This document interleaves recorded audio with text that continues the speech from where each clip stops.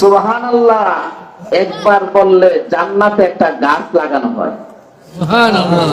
আর একটু জোরে বলেন, কেমন গাছ লাগানো হবে?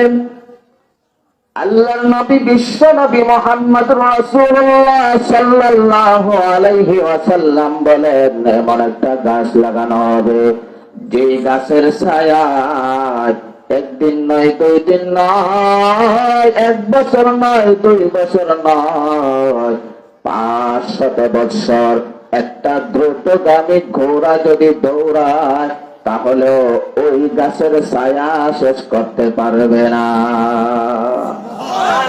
তাহলে সুবহানাল্লাহ বলার লাভ আছে না নাই? আর একটু জোরে বলে সুবহানাল্লাহ। মনে চাই কি চায় না? আর জোরে বলে সুবহানাল্লাহ। আলহামদুলিল্লাহ, লা ইলাহা ইল্লাল্লাহ, अल्लाहु अकबर। लज़्ज़त है अगर दिल में मज़ा हो, हर चीज में लज़्ज़त है अगर दिल में मज़ा हो। সকলে মহব্বতের সাথে দরুদ ইব্রাহিম করি। আল্লাহুম্মা সাল্লি আলা মুহাম্মাদ ওয়া আলা আলি মুহাম্মাদ। দরুদ পড়তে কি অনেক কষ্ট আছে? দরুদ পড়লে লাভ আছে না নাই? আর একটু জোরে বলি, দরুদ পড়লে লাভ আছে না নাই? তাহলে একটু জোরে জবান খোলে, গরমকে দূর করে, শীত ঠান্ডাকে দূর করে। নবীর আশিক হয়ে সকলে দরুদ পড়তে পারবো তো ইনশাআল্লাহ? কে কে পারবো একটু নবীর জন্য হাতটা একটু উঁচু করে দেখায় যে আমরা নবীর জন্য দরুদ পড়বো? পারবো তো ইনশাআল্লাহ?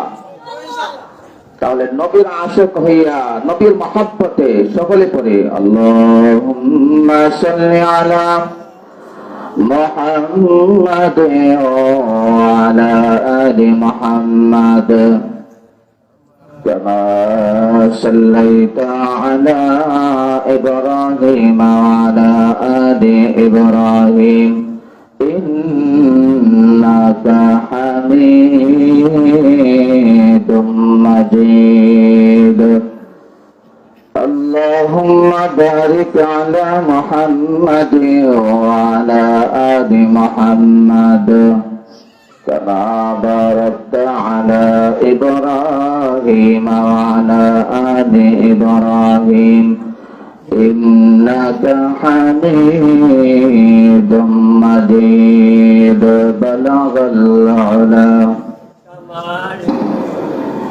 بكماله كشف الدجى بجماله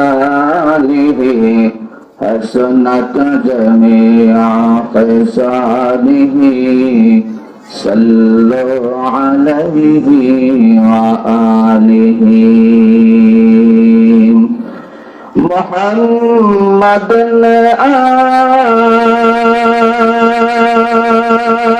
करो कुफर को मिटाया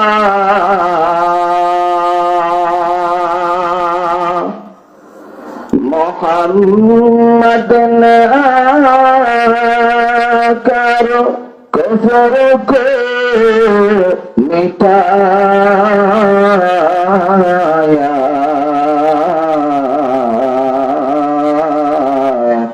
कुफर को मिटा कर सदाकत बताया बलगल उला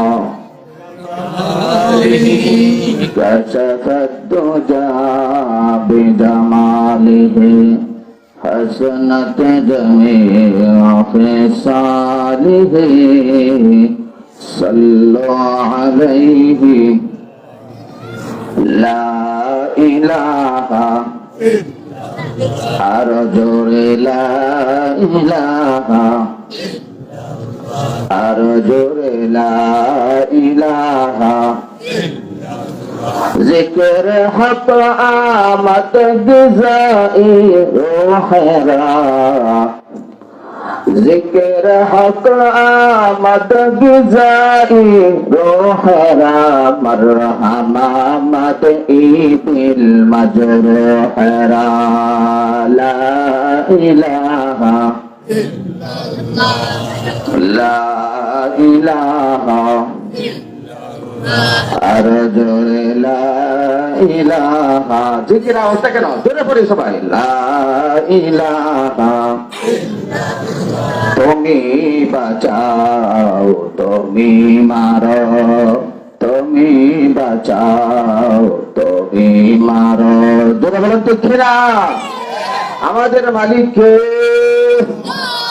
আরো জোরে বলেন আমাদের মালিককে ওই আল্লাহর নামে সকলেই বলি লা ইলাহা ইল্লাল্লাহ লা ইলাহা আল্লাহ ইলাহা তুমি বাঁচাও তুমি মারো অবিরত ক্ষমা করো তুমি বাঁচাও তুমি মারো জোরে বলে তুমি বাঁচাও তুমি মারো জোরে বলেন হায়াতের মালিক কে মৌতের মালিক কে ওই আল্লাহর নামে জোরে জোরে পড়ে লা ইলাহা ইল্লাল্লাহ লা ইলাহা যত বাতিল আছে সব যেন দূর হয়ে যায়, শয়তান যা আছে সব যেন দূর হয়ে যায়, যত আল্লাহ আছে সবাই যেন মাহফিলে চলে আসে। এই জন্য জোরে বলে লা ইলাহা আর জোরে লা ইলাহা ইল্লাল্লাহ লা ইলাহা ইল্লাল্লাহ লা ইলাহা ইল্লাল্লাহ আল্লাহ আল্লাহ উচ্চশিরি নিস্তনাম আল্লাহ আল্লাহ উচ্চশিরি নিস্তনাম সেরা শোকর মিশাওয়াত জানাম তামাম লা ইলাহা ইল্লাল্লাহ লা ইলাহা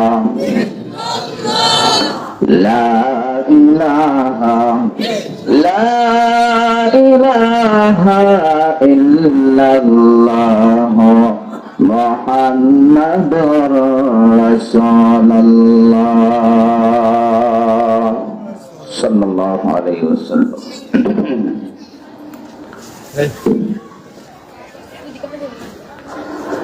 ঈশাননগর মরহুম শেখ দমন মিয়া যুব সংগঠনের উদ্যোগে কবরবাসীর রূহের মাগফিরাত কামনায় 11তম দোয়ার মাহফিল ও ইসলামী মহাসম্মেলন। উক্ত মহতী সম্মেলনের সম্মানিত সভাপতি আমার অত্যন্ত মহব্বতের মানুষ অত্র এলাকার প্রবীণ সর্দার জনাব শেখ মোহাম্মদ হামদু মিয়া সাহেব, আজকের মাহফিলের প্রধান অতিথি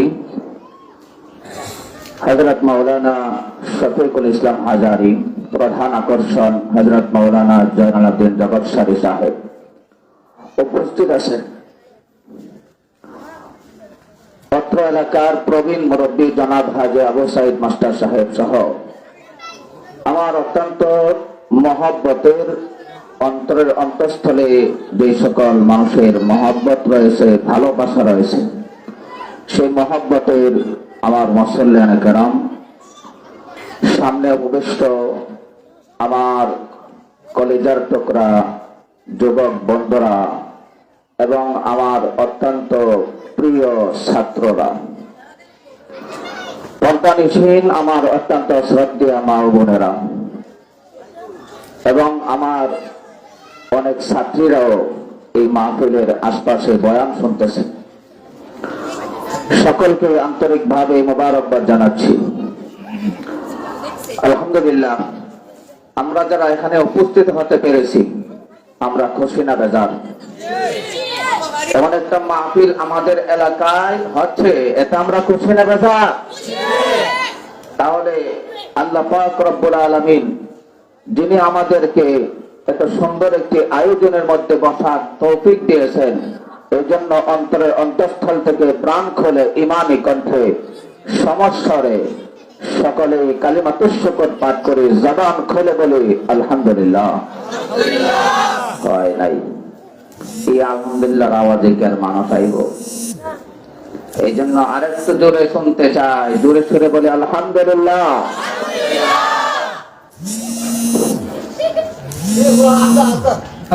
আরেকটু সামনে আগায় বসে, সামনে আগায় বসে, মেহরবানি করে সামনে আগায় বসে ইনশাআল্লাহ।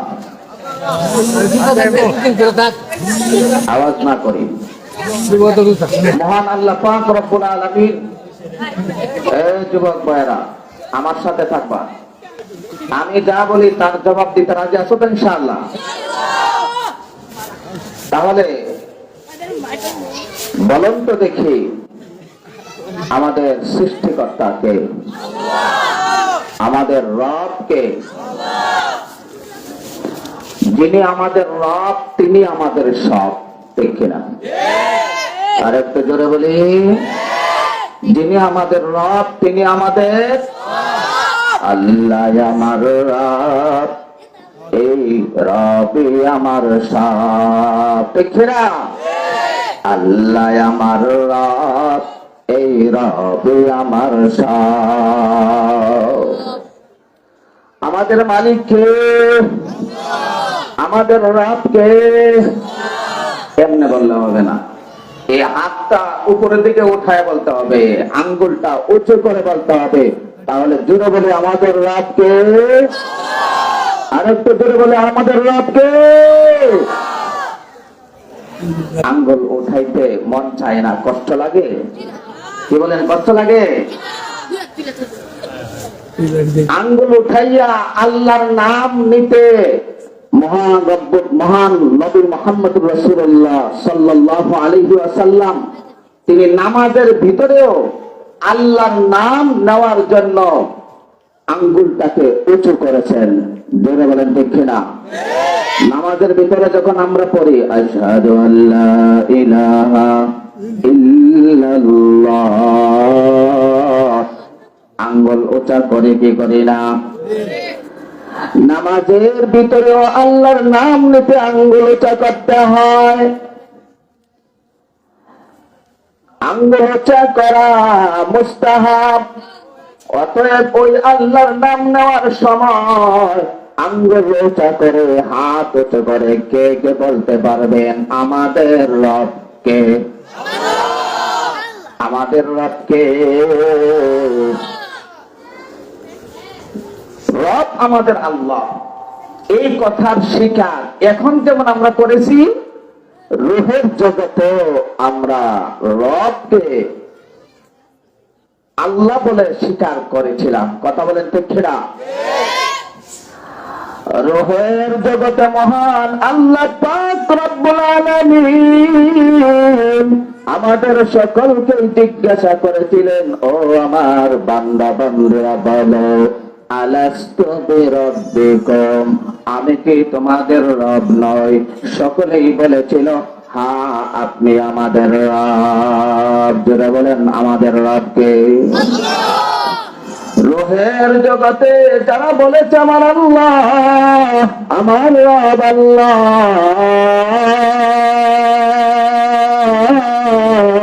ওই রূহের জগতে আল্লাহ বলনেওয়ালা দুনিয়াতে আগমন করার পরে কেউ মনে রেখেছে, কেউ মনে রাখে নাই। আল্লাহ রব আমার এই কথার উপরে কেউ ইস্তেকামত অটল রয়েছে, অবিচল রয়েছে, আর কেউ অবিচল থাকে নাই। রব বলে স্বীকার করা আল্লাহকে, এটা করা সহজ, ঠিক না? অনেক বেনামাজি আছে, নামাজ পড়ে না, যদি জিজ্ঞাসা করো তোমার রবকে, বলবে আমার রব হলো আল্লাহ। অনেক বেরোজাদার আছে, রোজা রাখে না, যদি জিজ্ঞাসা করো তোমার রবকে, সেও বলবে আমার রব আল্লাহ, ঠিক কিনা? অনেকে আছে যাকাত দেয় না, যদি জিজ্ঞাসা করে তোমার রবকে, সেও বলবে আমার রব হলো আল্লাহ। আছে, হজ করে না, যদি জিজ্ঞাসা করে তোমার রবকে, সে বলবে আমার রব আল্লাহ। রব আল্লাহ বলা এটা বড় সহজ, কিন্তু এই রব বলার উপরে অবিচল থাকা, অটল থাকা, এটা বড় কঠিন। আল্লাহ পাক রব্বুল আলামিন বলেন, যাদের মধ্যে দুইটা গুণ থাকবে। কয়টা গুণ? জোরে বলেন, কয়টা? যাদের মধ্যে দুইটা গুণ থাকবে। এই বসো, এই যুবক ভাই, এদিকে বসো।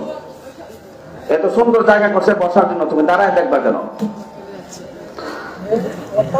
রব আল্লাহ এক নম্বর কর্মসূচি হলো যারা বলবে আমার রব হলো আল্লাহ। দুই নম্বর কর্মসূচি হলো যারা বলবে রব আল্লাহ, এই কথার উপরে অটল থাকে, অর্থাৎ ঈমানের উপরে অটল থাকে। তাহলে কয়টা কাজ? জোরে বলেন, কয়টা? এক নম্বর কাজ হলো রবকে স্বীকার করা। দুই নম্বর কাজ হলো রব যে স্বীকার করেছো এটার উপরে অবিচল থাকা, ঈমানের উপরে অটল থাকা। যারা এই কথা স্বীকার করবে এবং এই দুইটা কর্মসূচি পালন করবে, আল্লাহ বলেন আমি আল্লাহ তাদেরকে দুইটা পুরস্কার দেব। জোরে বলেন, কয়টা পুরস্কার? দুইটা পুরস্কারের কথা শুনেও সুবহানাল্লাহ বের হইছে না? হ্যাঁ, দুই একজনে কইছে সুবহানাল্লাহ। সুবহানাল্লাহ একবার বললে জান্নাতে একটা গাছ লাগানো হয়।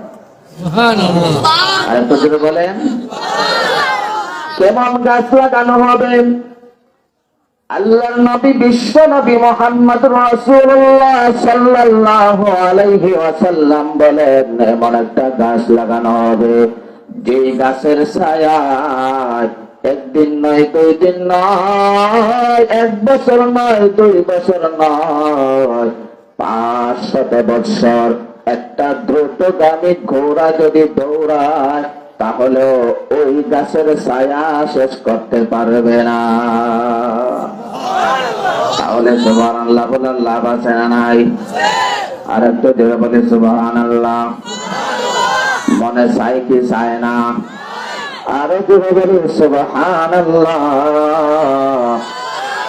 আলহামদুলিল্লাহ, লা ইলাহা ইল্লাল্লাহ, আল্লাহু আকবার। তাহলে দুইটা কর্মসূচি যারা পালন করবে, আল্লাহ পাক বলেন তাদের কয়টা সুসংবাদ? আল্লাহ তাখাফু ওয়া লা তাহজানু ওয়া আবশিরু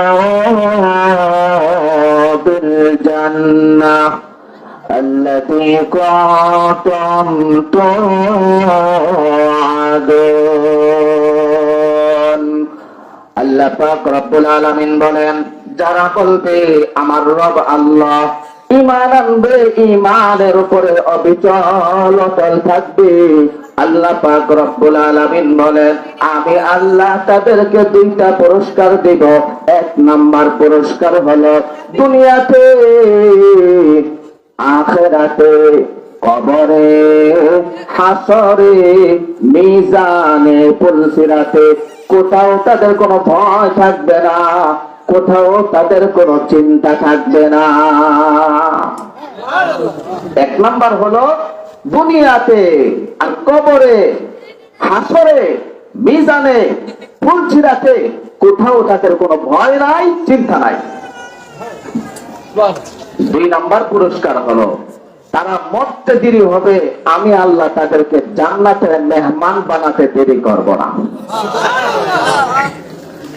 তাহলে কয়টা কর্মসূচি পালন করতে হবে? দুইটা। এক নাম্বার রবকে স্বীকার করা, 2 নাম্বার রব কথার উপরে অর্থাৎ ঈমানের উপরে অবিচল অটল থাকা।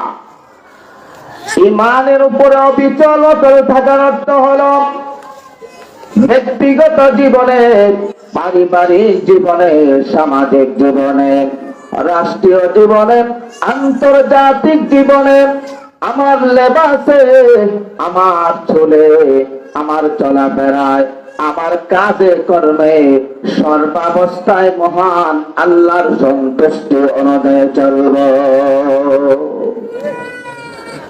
রব কথার উপরে স্বীকার, রব কথার উপরে অবিচল থাকার অর্থ হলো যে আমি সর্বাবস্থায় মহান আল্লাহর উপরে অবিচল থাকবো, সর্বক্ষেত্রে মহান আল্লাহর নির্দেশ নবীর তরিকাকে পালন করব। কথা বলেন দেখছে না? যারা ঈমান আনে, ঈমান আনার পরে অবিচল থাকা, এটা হলো সবচেয়ে বড় কঠিন। আর ঈমানের উপরে অবিচল অটল থাকতে গিয়া রক্ত জড়াইতে হয়, ঘাম জড়াইতে হয়, জীবন কুরবান করতে হয়, জীবন বিসর্জন দিতে হয়, বাড়ি ছাড়তে হয়, দেশ ছাড়তে হয়, ঘর বাড়ি, দালান কোটা, জমি ইত্যাদি যা রয়েছে সব কিছু ত্যাগ স্বীকার করতে হয় একমাত্র ঈমান ঠিক রাখার জন্য। কথা বলেন ঠিক না?